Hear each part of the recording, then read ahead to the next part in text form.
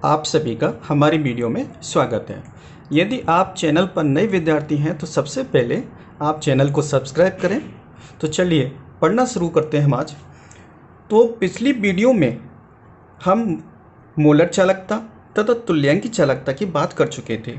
Molar चालकता का formula ये है और तुल्यांकी चालकता का फॉर्मूला ये है, जो कि हम पिछली बार कैसे प्राप्त किया था वो सारी बातें हम समझ चुके थे पिछली वीडियो में। और मोलर चालकता तथा तुल्यांकी चालकता के दोनों को फॉर्मूलों को देखें तो दोनों में एक सामान्य हमें बात दिखाई देती है। मोलर चालकता बराबर चालकता बटे सांद्रता, किसमें? मोलरता में। तुल्यांकी चालकता बराबर चालकता बटे सांद्रता, सांद्रता किसमें? नॉर्मलता में है। ठीक है, तो दोनों में विलयन की सांद्रता का अंतर है। यहाँ सांद्रता मोलरता में, यहाँ सांद्रता नॉर्मलता में है। ठीक है, तो इस प्रकार से एक सामान्य सूत्र जो बनता है वो क्या बनता है? मोलर चालकता बराबर चालकता बटे सांद्रता, या तुल्यांकी चालकता बराबर विलयन की चालकता बटे विलयन की सांद्रता। ठीक है, यहाँ सांद्रता नॉर्मलता में, यहाँ सांद्रता मोलरता में है। ठीक है, यहाँ तक बात हम पढ़ चुके थे पिछली वीडियो में। अब हम आगे पढ़ते हैं। आज जो नया टॉपिक है अपना, चालकता एवं मोलर चालकता पर तनुता यानी सांद्रता का प्रभाव। इन प्रभाव के बारे में आज हम इस वीडियो में समझें। यहाँ पर हमें एक विद्युत अपघटनी सेल दिखाई दे रहा है। विद्युत अपघटनी सेल के बारे में हम पहले भी पढ़ चुके हैं। इस विद्युत अपघटनी सेल में विद्युत अपघट्य का एक विलयन भरा हुआ है। इस विलयन में विद्युत धारा का प्रभाव होता है। इस विलयन विद्युत धारा का प्रभाव किसके कारण होता है? विद्युत अपघट्य विलयन में क्या उपस्थित होते हैं? धनायन तथा ऋणायन उपस्थित होते हैं। अर्थात इस विद्युत अपघट्य विलयन में विद्युत धारा का प्रभाव आयनों के कारण होता है। किसके कारण हो रहा है? इसमें आयनों के कारण हो रहा है। कौन से आयन है इसमें? धनायन है और ऋणायन है। ठीक है, तो यहाँ पर हम सबसे पहले किसके बारे में समझेंगे? चालकता के प्रभाव के बारे में समझेंगे। किसके बारे में समझते हैं हम? सबसे पहले चालकता के प्रभाव के बारे में समझते हैं। ठीक है, तो चालकता के प्रभाव के बारे में समझें तो विद्युत अपघट्य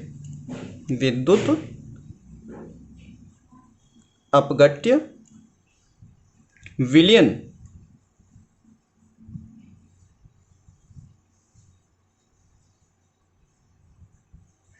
विद्युत अपघट्य विलयन की चालकता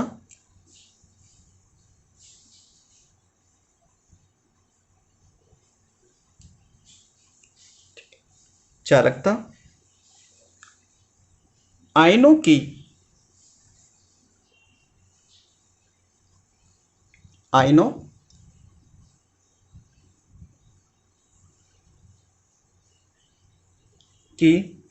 संख्या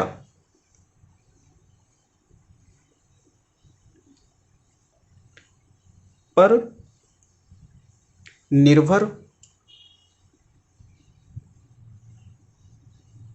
निर्भर करती है।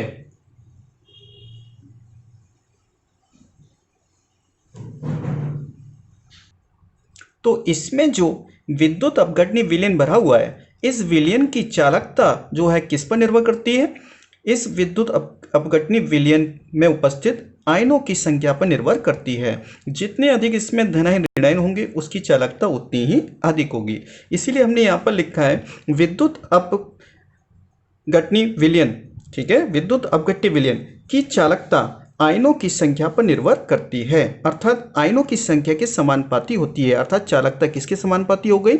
आयनों की संख्या के समानुपाती होती है। इसमें जितने अधिक आयन होंगे चालकता विलयन की उतनी ही अधिक होगी।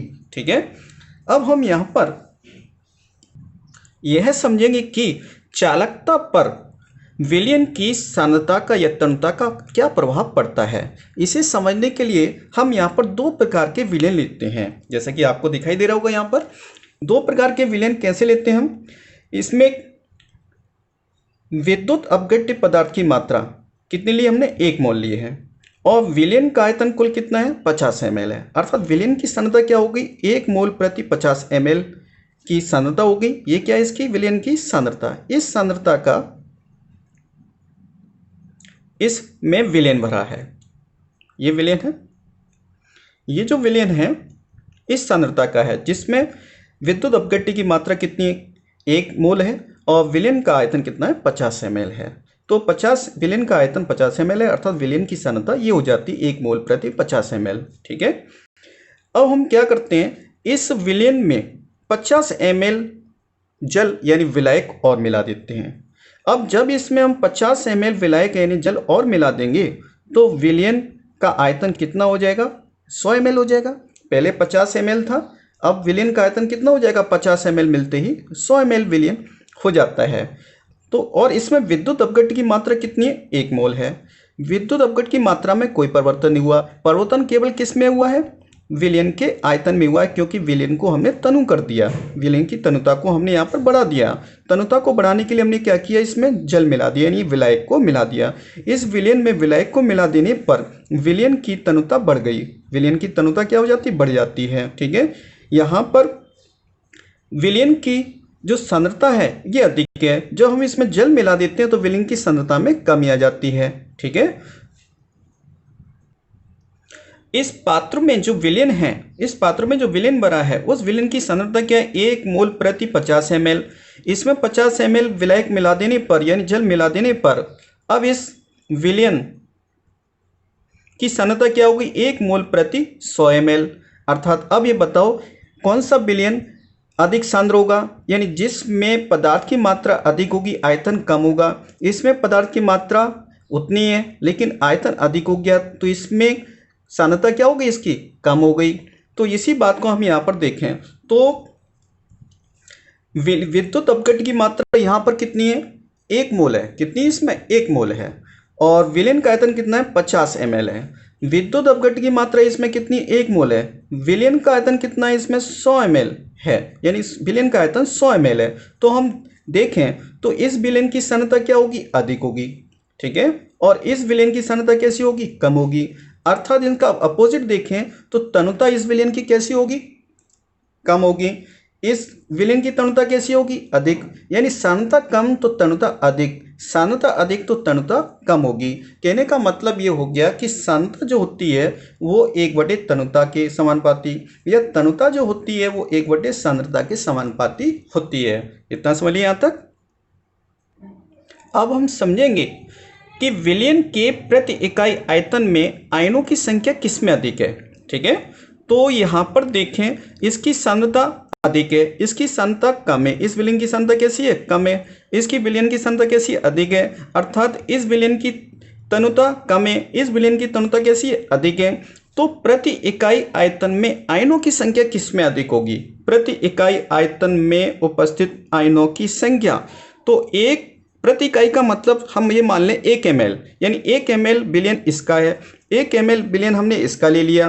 तो आयनों की संख्या यानी धनायन तथा ऋणायनों की संख्या किसमें अधिक होगी, यानी इसके 1 ml आयतन में आयनों की संख्या अधिक होगी और इसके 1 ml आयतन में आयनों की संख्या कम होगी, क्योंकि इसका आयतन अधिक हो गया है। इसका आयतन कैसा हो गया, अधिक हो गया है। इसीलिए हमने यहाँ पर ये बात लिख रखी है कि विलयन के प्रति इकाई आयतन में आयनों की संख्या अधिक होती है इसमें, जबकि इस विलयन में विलयन के प्रति इकाई आयतन में आयनों की संख्या कैसी होती है, कम होती है। ठीक है, इस बात को समझ लिया यहाँ तक।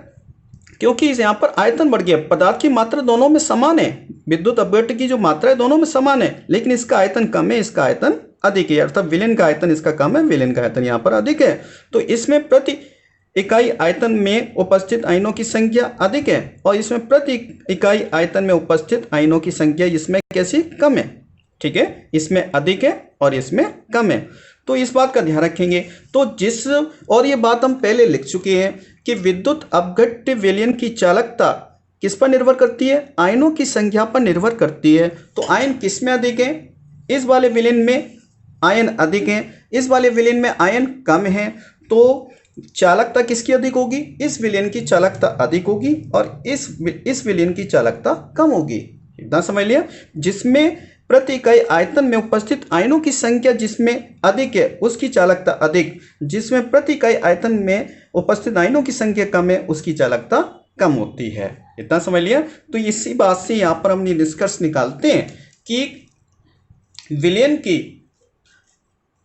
की चालकता जो होती है वह किसके समानुपाती होती है, विलयन की सांद्रता के समानुपाती होती है। यानी सांद्रता अधिक तो विलयन की चालकता अधिक। ठीक है, या फिर तनुता की बात कर लें, विलयन की चालकता समानुपाती 1/, विलयन की तनुता। यानी तनुता तनुता कम तो विलेन की चालकता अधिक, तनुता अधिक तो विलेन की चालकता कम। आगे बढ़ समझ में। तो यानी इसका मान बढ़ेगा, विलेन की सान्द्रता का मान बढ़ेगा, यानी सान्द्रता अधिक होगी तो विलेन की चालकता भी अधिक होगी। इस बात का ध्यान रखेंगे। ठीक है, यहां पर ध्यान दें, विलेन की चालकता और यहां पर विलेन की तनुता, तनुता यदि कम होगी, तनुता कम होगी, ठीक है, या तनुता अधिक होगी तो विलेन की चालकता घटेगी, विलेन की चालकता में क्या आ जाएगी, कमी आ जाएगी। इस बात को समझ गए ना। यानी विलेन की तनुता अधिक होगी तो विलेन की चालकता भी क्या हो जाएगी, कम हो जाएगी।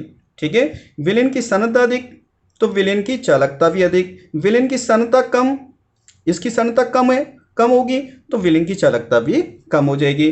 दोनों, क्योंकि सान्द्रता जो होती है तनुता की कैसी होती है, ये देखो तनुता समानुपाती होती है 1/सांद्रता के। तो ये ऐसे लिखें या इस प्रकार से लिखें, बात एक ही है, इस बात का ध्यान रखिए। तो विलेन की चालकता जो होती है वो विलेन की सांद्रता के समानुपाती या विलेन की तनुता के व्युत्क्रमानुपाती होती है। ये बात क्लियर हो गई, इस बात का ध्यान रखेंगे। अब हम इस बात पे लास्ट में निष्कर्ष में पहुंचते हैं कि विलेन की चालकता जो होती है वो समानुपाती होती है किसके, विलेन के प्रति इकाई आयतन उपस्थित आयनों की संख्या के। ठीक है, ये बात निष्कर्ष हो गई पूरी अपनी यहाँ तक बात।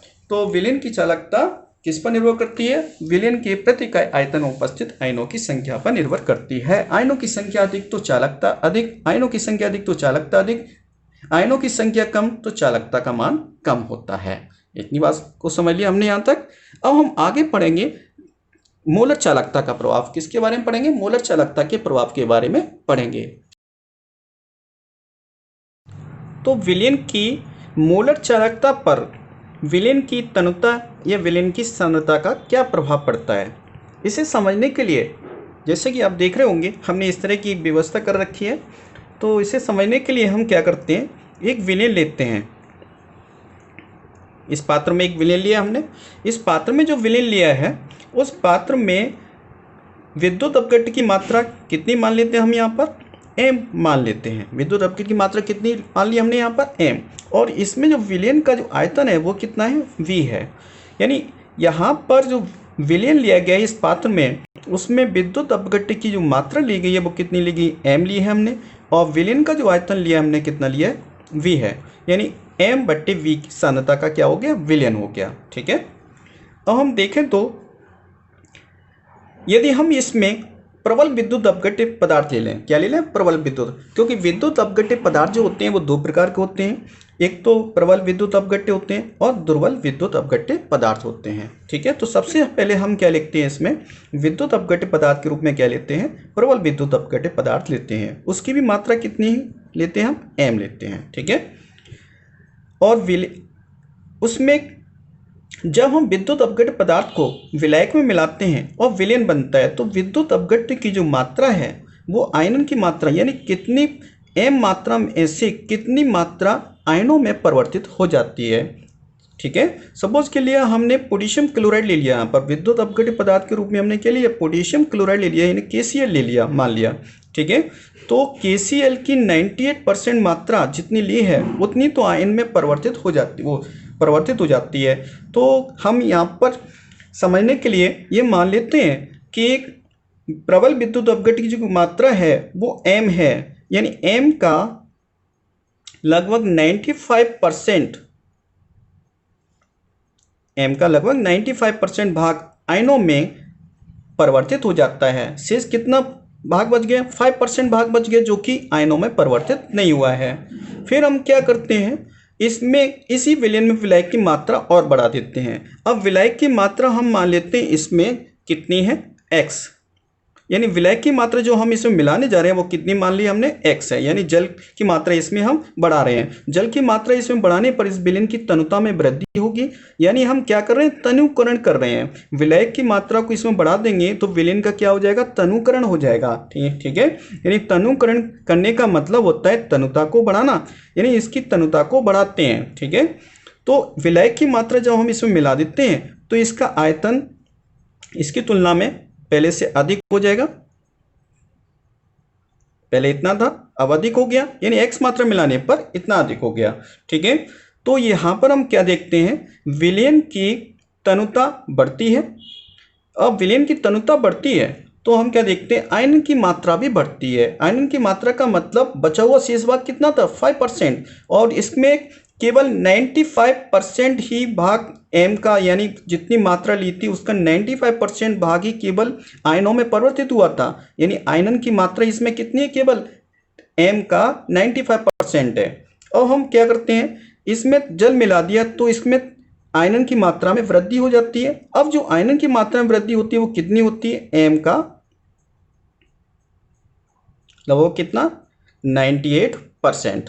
कितना हो जाता है, एम का लगभग 98% भाग इसमें आयनों में परिवर्तित हो जाता है। पूरा नहीं हुआ अभी तक, ठीक है, ये बात हो गई। अच्छा, धीरे धीरे अब हम फिर इसमें जल मिलाते हैं। इसमें हमने क्या मिला दिया, फिर जल मिला दिया, सपोज कर लिया। अब हम इसमें विलायक की मात्रा कितनी, वाई मिलाते हैं, ठीक है। कितनी मात्रा मिलाते हैं इसमें, वाई। अब वाई मात्रा जब हम मिला देते हैं तो इसकी तनुता में और अधिक वृद्धि होती है। पहले विलयन का आयतन केवल यहाँ तक था, अब वाई विलायक और मिला दिया तो विलयन का आयतन अब कहाँ तक हो गया, यहाँ तक हो गया, ठीक है। यानी आयतन क्या होता है, धीरे धीरे बढ़ता जा रहा है। जैसे विलायक की मात्रा बढ़ाएंगे तो विलयन का आयतन बढ़ेगा, अर्थात विलयन की तनुता में वृद्धि होगी। अब वाई मात्रा विलायक की इसमें मिला दी तो और अधिक विलयन की तनुता होगी, यानी विलयन की तनुता में वृद्धि होती है, ठीक है। और विलयन की तनुता में वृद्धि होती है तो आयनन की मात्रा बढ़ जाती है। देखो अब शेष मात्रा कितनी बची इसकी, 98% तक तो यहाँ तक आयनों में परिवर्तित हो गई। जितनी मात्रा एम ली थी विद्युत अपघट्य की, उस की 98% मात्रा आयनों में परिवर्तित होगी, धनायन तथा ऋणायनों में परिवर्तित होगी। अब बची कितनी शेष, 2% मात्रा। अब जो 2% मात्रा बची है तो यहाँ इस विलयन में विद्युत अपघट्य की जो मात्रा एम ली थी उसका 98% भाग आयनों में परिवर्तित हो जाता है, अर्थात धनायन तथा ऋणायनों में परिवर्तित हो जाता है, ठीक है। क्योंकि इसमें धनायन और ऋणायन दोनों बनते हैं। विलयन में क्या उपस्थित है, धनायन और ऋणायन, यानी आयन उपस्थित है। क्या है ये, आयन,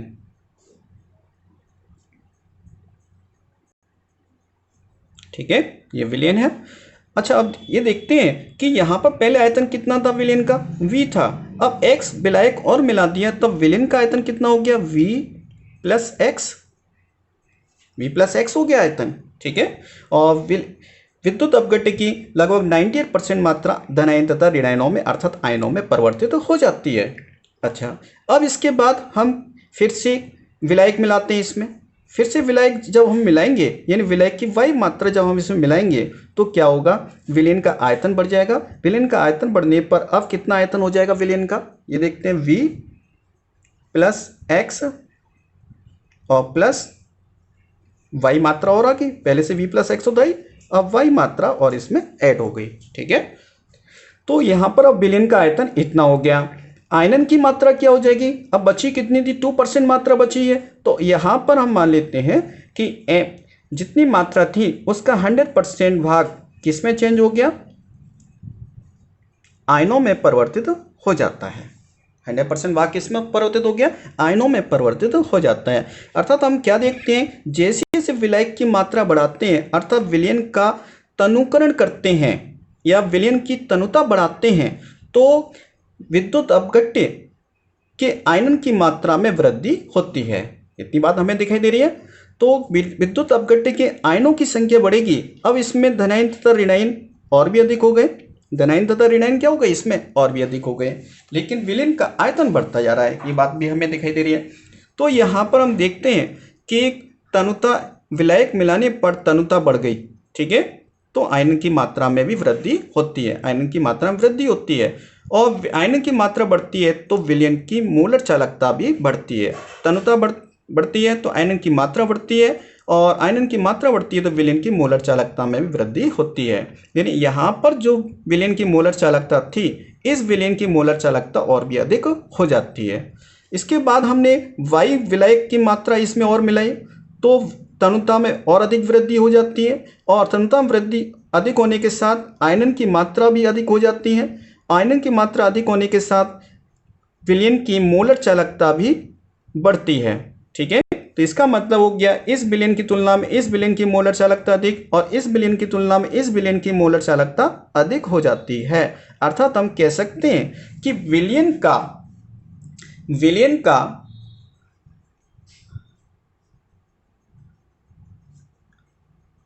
विलयन की मोलर चालकता, विलयन की मोलर चालकता विलयन की तनुता के समानुपाती होती है। विलयन की तनुता बढ़ती है तो विलयन की मोलर चालकता भी बढ़ती है। तनुता हमने कैसे बढ़ाई, ये बात हमने समझ ली। विलायक की मात्रा बढ़ाते हैं तो विलयन की तनुता भी बढ़ती है। ठीक है, और विलयन की तनुता बढ़ने के साथ ही विद्युत अपघट्य आयन की मात्रा भी बढ़ती है। पहले 95% मात्रा विलय हुई थी, फिर और अधिक विलायक मिलाया तो 98% मात्रा विलय होगी, और अधिक विलायक मिलाया तो 100% मात्रा लगभग इसमें विलय हो जाती है। ठीक है, इतनी बात को समझ लिया हमने। तो हमने ये निष्कर्ष निकाल लिया कि विलयन की मोलर चालकता समानुपाती विलयन की तनुता के होती है। ठीक है, और मोलर चालकता ही समानुपाती होती है किसके, विद्युत अपघट्य के आयनन की मात्रा के समानुपाती होती है। आयनन की मात्रा बढ़ेगी तो विलयन की मोलर चालकता भी बढ़ेगी। इतनी बात को समझ लिया। और ये जो विलयन की मोलर चालकता है वो समानुपाती हो जाएगी किसके, 1/सांद्रता के। तनुता के समानुपाती है तो सांद्रता की क्या होगी, व्युत्क्रमानुपाती होती है। हम ये बात यहाँ विलयनों में देखें, यहाँ पहले विलयन की सांद्रता ये थी, उसके बाद x मात्रा विलायक की और मिला दी तो विलयन की सांद्रता क्या हो गई, कम हो गई। यहाँ पर y मात्रा हमने विलायक की इस विलयन में और मिला दी तो विलयन की सांद्रता और कम हो गई। यानी क्या देखते हैं, विलयन की तनुता बढ़ती है, यानी इस विलयन की तनुता से अधिक इस विलयन की तनुता अधिक, इससे अधिक इस विलयन की तनुता अधिक होती है। लेकिन सांद्रता देखें तो इसकी सांद्रता अधिक, इसकी सांद्रता और कम, इसकी सांद्रता और कम हो जाती है। ठीक है, यानी तनुता जो होते हैं, तनुता और सांद्रता में संबंध जो होता है वो एक दूसरे के व्युत्क्रम होता है। तनुता बढ़ेगी तो सांद्रता घटेगी। ठीक है, तो इस बात का हमने निष्कर्ष निकाल लिया कि विलयन की मोलर चालकता जो होती है वो सांद्रता के व्युत्क्रमानुपाती होती है। ठीक है, इतना समझ लिया हमने। अब हम ध्यान दें कि विलयन में यदि हम विलायक की मात्रा मिलाते हैं तो धीरे धीरे विलयन की तनुता बढ़ती जाती है। ठीक है, जब तनुता बढ़ती है तो सांद्रता घटती है। तनुता बढ़ने के साथ सांद्रता क्या होती है, घटती है। ठीक है, ये बात हम पहले से जानते हैं कि विलयन में विलायक की मात्रा मिलाते हैं तो विलयन की तनुता में वृद्धि होती है। ठीक है, इसमें विलायक की मात्रा मिला दी तो विलयन की तनुता और बढ़ जाती है, लेकिन सांद्रता में कमी आती है। इस विलयन की जितनी सांद्रता थी, तनुता बढ़ने के साथ सांद्रता में और कमी आ गई। इसमें जितनी सांद्रता थी इस विलयन की, इसमें विलायक की मात्रा बढ़ाने से इस विलयन की सांद्रता में और कमी आ जाती है। ठीक है, तो क्या देखते हैं, धीरे धीरे यदि इस विलयन में और भी अधिक हम विलायक की मात्रा मिलाते हैं तो धीरे धीरे क्या होगा, इस विलयन की सांद्रता कैसी हो जाएगी, शून्य हो जाएगी। यानी सांद्रता कैसी हो जाएगी, इसकी शून्य हो जाएगी, यानी शून्य सांद्रता निर्धारित हो जाएगी। और जिस समय इसकी शून्य सांद्रता निर्धारित होती है तो उसी समय इस विलयन की तनुता कैसी हो जाती है, अनंत तनुता हो जाती है। विलयन की तनुता कैसी हो जाती है, अनंत तनुता हो जाती है। इस बात को हम ऐसे समझ लेते हैं कि इसमें जो विलयन लिया हमने, कोई नमक का विलयन ले लेते हैं हम। ठीक है, तो नमक का विलयन जो हमने लिया, इसमें एक तो ml आयतन है विलयन का, और उसमें नमक की मात्रा कितनी, बस थोड़ी सी 1 ग्राम है। कितनी हमने ले ली, 1 ग्राम। 1 ग्राम मात्रा का विलयन है, 1 ग्राम मात्रा नमक के लिए है, उसका विलयन है। और उसमें धीरे धीरे हम विलायक मिलाते हैं, तो विलायक और मिलाया, विलायक और मिलाया, विलायक और मिलाया, तो धीरे धीरे क्या स्थिति आएगी कि हम एक स्थिति पर ऐसी स्थिति पहुंचेंगे कि विलायक में जल मिलाते मिलाते कि उसमें नमक का स्वाद आना बंद हो जाएगा। ठीक है, जिस समय नमक का स्वाद आना बंद हो जाए तो उस समय समझ लेना कि विलयन की सांद्रता कैसी हो गई, शून्य हो चुकी है। विलयन की सांद्रता कैसी हो चुकी है, शून्य हो चुकी है। बात समझ में आ गई ना पूरी। अर्थात तो विलयन की यानी नमक का विलयन जो है वो कैसी तनुता का हो गया, अनंत तनुता का विलयन बन चुका है। इस बात को समझ लिया। इसी प्रकार से इस बात को हम प्रैक्टिकली रूप में समझते हैं। देखो, हम एक पात्र में, यानी हमने पात्र के रूप में एक गिलास ले लिया है। इस गिलास में हम क्या करते हैं, नमक की थोड़ी सी मात्रा, ये देखो नमक की हमने बिल्कुल थोड़ी सी मात्रा ली है और इसमें हमने डाल दी। ठीक है, अब इसके बाद इसमें हम जल की मात्रा मिला दी। जल को मिलाने पर यानी विलायक को मिलाने पर यहाँ पर हमें एक विलयन प्राप्त हो गया। क्या प्राप्त हो गया? एक विलयन प्राप्त हो जाता है। ठीक है, इस बात को इस तरीके से समझो। ये वाला विलयन अब हमारा बनकर तैयार हो गया। ठीक है, यानी इसमें विद्युत अपघट्य के रूप में क्या लिया हमने? NaCl लिया, नमक लिया है। ठीक है, और जल मिला दिया तो क्या बन गया? एक विलयन बन गया। ये विलयन हमारा यहाँ पर बनकर तैयार हो गया ये वाला। अब हम क्या करते हैं? अब इस विलयन में और अधिक विलायक मिलाते हैं, यानी जल की मात्रा और अधिक मिलाते हैं। यानी अब हम X मात्रा इस विलयन में मिलाते हैं। X मात्रा मिलाने पर क्या होगा? ये X मात्रा हमने इसमें मिला दी। अब X मात्रा मिला दी तो इसमें विलयन की तनुता बढ़ गई। विलयन की क्या बढ़ गई? ये तनुता बढ़ जाती है। ठीक है, और धीरे धीरे हम क्या देखते हैं? विलयन की तनुता बढ़ गई लेकिन विलयन की सांद्रता कम हो गई। यानी जिस समय ये जो स्थिति जिस समय हमने नमक मिलाया था उस समय नमक उस विलयन में क्या था? नमक का स्वाद इस समय इस विलयन में कैसा था? अधिक था। जैसे हमने X मात्रा और मिला दी जल की, अब इस विलयन में नमक का स्वाद पहले की तुलना में कैसा हो जाएगा? थोड़ा कम हो जाएगा। इसका मतलब विलयन की तनुता क्या हो गई? बढ़ गई, लेकिन सांद्रता क्या हो गई? इसकी कम हो गई। ठीक है, अब हम क्या करते हैं? इसमें अब हम वाई मात्रा जल की ओर मिला देते हैं। कितनी मात्रा मिलाते हैं? वाई मात्रा जल की विलायक की मिलाते हैं। तो वाई मात्रा जब जल की मिलाते हैं तो इसकी तनुता में और अधिक वृद्धि हो जाती है। अब ये विलयन और अधिक तनुता का विलयन बन जाता है, या अर्थात इसकी सांद्रता में कमी आ जाती है। अब इस विलयन को चक्कर देखते हैं तो इस विलयन में नमक का स्वाद अब पहले की तुलना में और भी अधिक कम हो जाता है। स्वाद कम हो गया, इसका मतलब विलयन की सांद्रता कम हो जाती है। विलयन की सांद्रता कैसी हो जाती है? कम हो जाती है। लेकिन विलयन में विद्युत अपघट्य की आयनन की मात्रा में वृद्धि होती है। आयनन की मात्रा में क्या होती है? वृद्धि होती है। ठीक है, जल मिलाया तो विलयन में NaCl के और अधिक धनायन तथा ऋणायन बन गए। विलयन में वाई मात्रा जल की मिलाते हैं। कितनी मात्रा मिलाते हैं? वाई मात्रा। ये जो वाई मात्रा है इसकी जो दोबारा हमने जल मिलाया था इसमें मिलाते हैं तो Na पॉजिटिव और Cl नेगेटिव आयनों की संख्या में और अधिक वृद्धि हो जाती है। लेकिन हम क्या देखते हैं?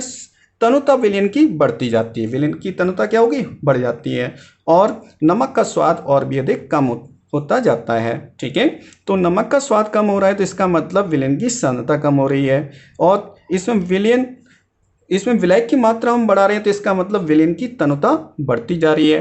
एक स्थिति जल मिलाते मिलाते यानी विलायक की मात्रा हम इसमें और अधिक मिलाते जाएंगे। अब इस स्थिति को समझेंगे। जल की मात्रा अब हम इसमें और अधिक मिला दें। ठीक है, मिलाते जाएंगे मिलाते जाएंगे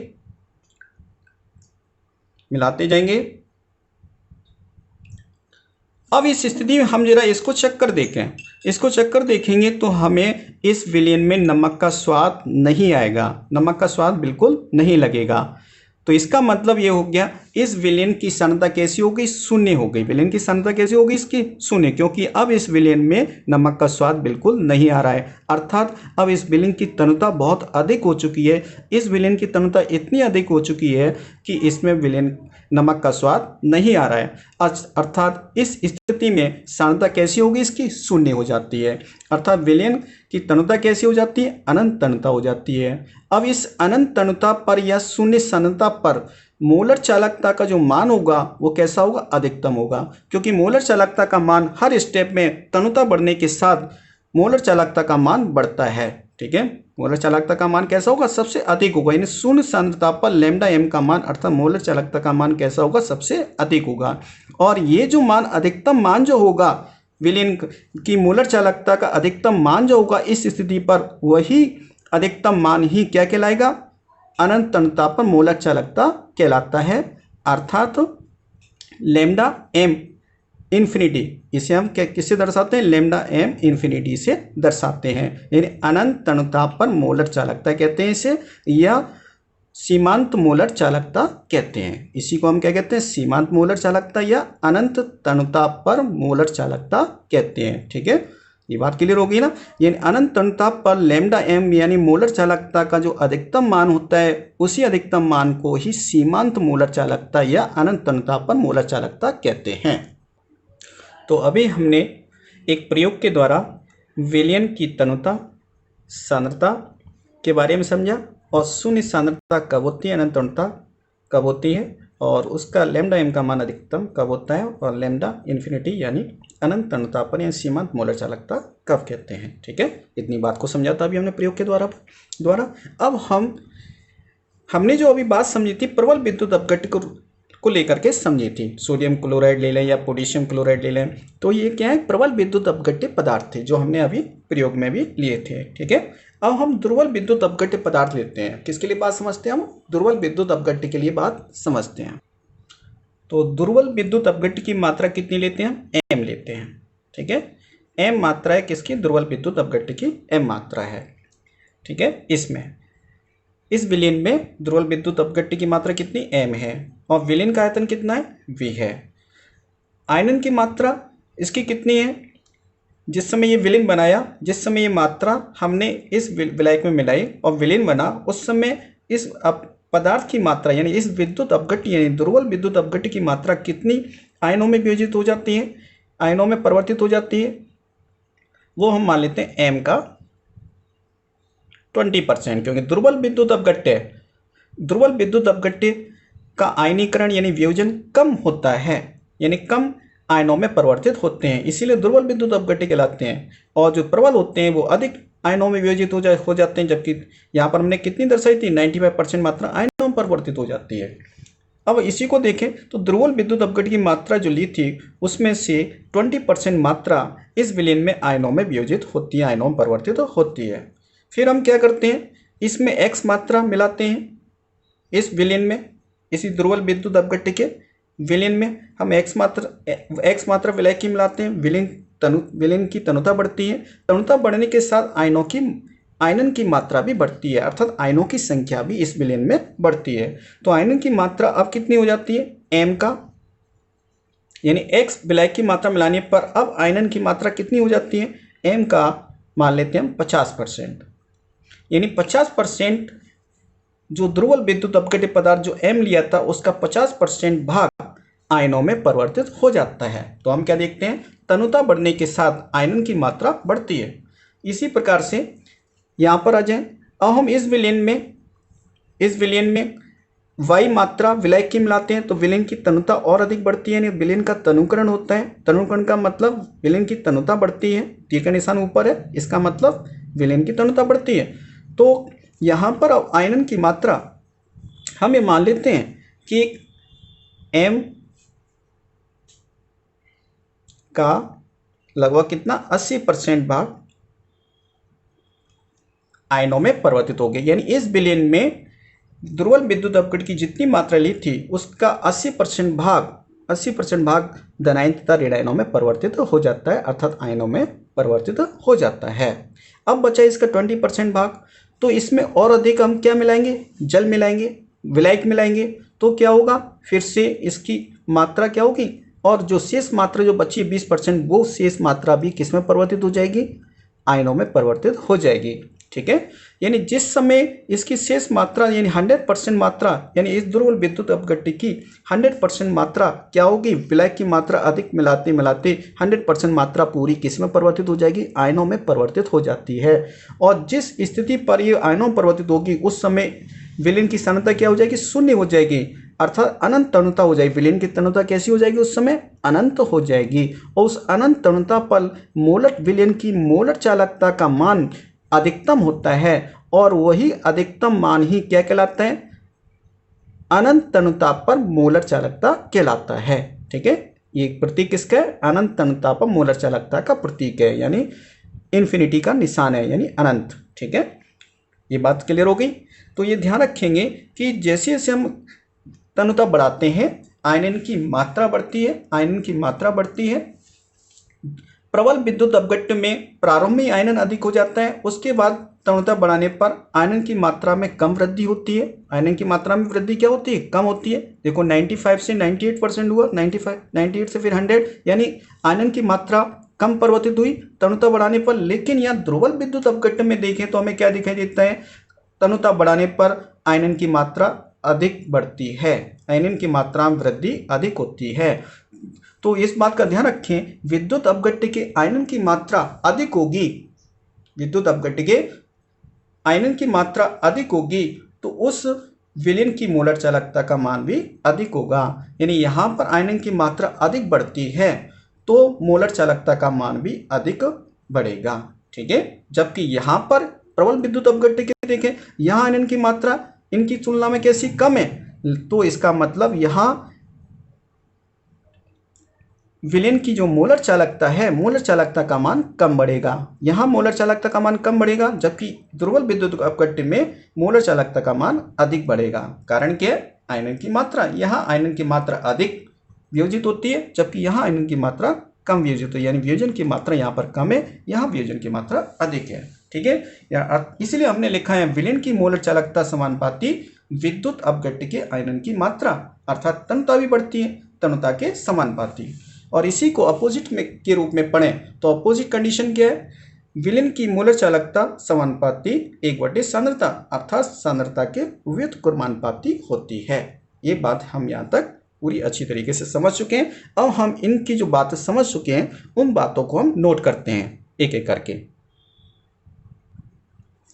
तनुता बढ़ने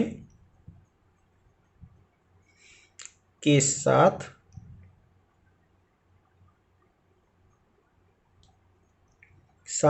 या सांद्रता घटने के साथ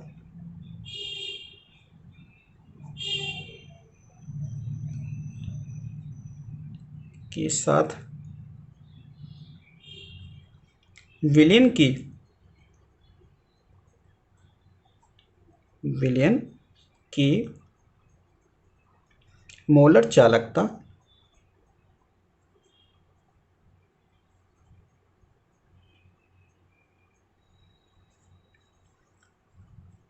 लैम्डा m का मान बढ़ता है। ठीक है, ये निष्कर्ष निकला था अपना पूरा इतना मैटर समझने के बाद। तो तनुता बढ़ने के साथ या सांद्रता घटने के साथ विलयन की मोलर चालकता लैम्डा m का मान बढ़ता है। अगला दूसरा पॉइंट क्या निष्कर्ष निकलता है? दूसरा निष्कर्ष ये निकलता है कि शून्य सांद्रता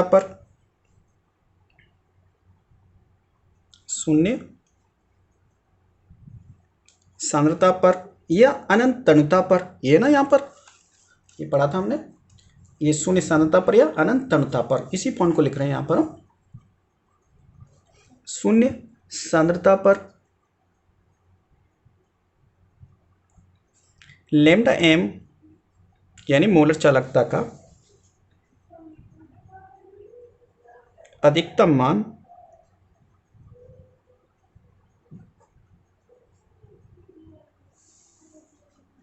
है। तो शून्य सांद्रता पर लैम्डा m का अधिकतम मान हो जाता है। इतनी बात अपने नोट कर ली। तो शून्य सांद्रता पर लैम्डा m का मान कैसा हो जाता है? अधिकतम हो जाता है। और यही अधिकतम मान ही क्या कहलाता है? सीमांत मोलर चालकता कहलाता है। अगली तीसरी बात क्या है? स्टार लगा करके लिखेंगे। अतः जिस तनुता पर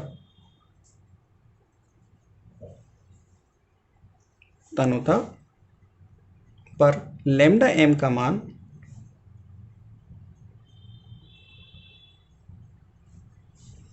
अधिकतम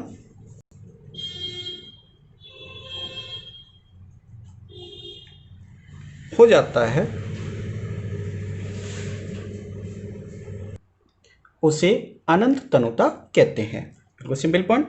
अतः जिस तनुता पर या जिस सांद्रता पर, ठीक है, जिस तनुता पर या जिस सांद्रता पर लैम्डा m का मान यानी मोलर चालकता का मान अधिकतम हो जाता है उसे अनंत तनुता कहते हैं। तनुता के लिए बात होगी। ठीक है, अनंत तनुता किसे कहते हैं ये बात होगी यहाँ पर। अब अगली बात लिखते हैं हम। अनंत तनुता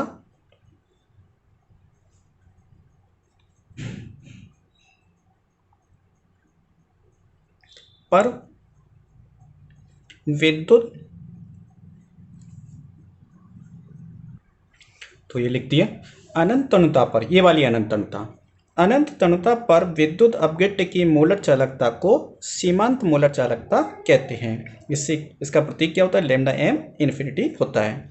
या सीमांत मोलर चालकता की जगह हम अनंत तनुता पर मोलर चालकता भी शब्द प्रयोग कर सकते हैं। ठीक है, तो इस बात का ध्यान रखना। अब हम ध्यान दें, ये जो अनंत तनुता है, इस अनंत तनुता पर अनंत तनुता पर विद्युत अपघट्य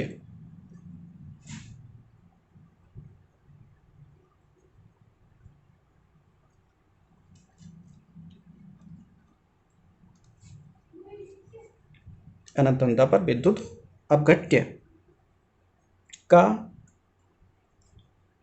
आयनन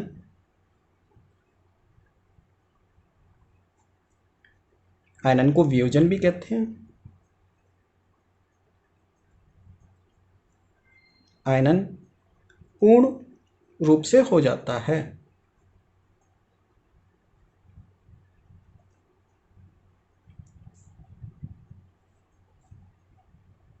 ये निष्कर्ष है। अनंत तनुता पर विद्युत अपघट्य का आयनन जो होता है वो पूर्ण रूप से हो जाता है। अर्थात कहने का अर्थ ये यहाँ पर कि विद्युत अपघट्य चाहे प्रबल विद्युत अपघट्य है या दुर्बल विद्युत अपघट्य है, लेकिन अनंत तनुता पर उस विद्युत अपघट्य की जितनी भी मात्रा है वह पूरी मात्रा किस में परिवर्तित हो जाती है, आयनों में परिवर्तित हो जाती है। यानी 100% मात्रा किस में परिवर्तित हो जाती है, अनंत तनुता पर आयनों में परिवर्तित हो जाती है। ठीक है, अर्थात आयनन या वियोजन हो जाता है, पूर्ण रूप से आयनन या वियोजन हो जाता है।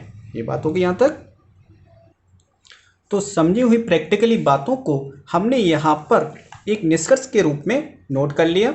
ये पाँच पॉइंट अपने निष्कर्ष के हो गए, इनको समझ लिया। अर्थात तो मोलर चालकता पर तनुता का क्या प्रभाव पड़ता है उसके बारे में हमने बात यहाँ पर अच्छी तरह समझ ली। ठीक है।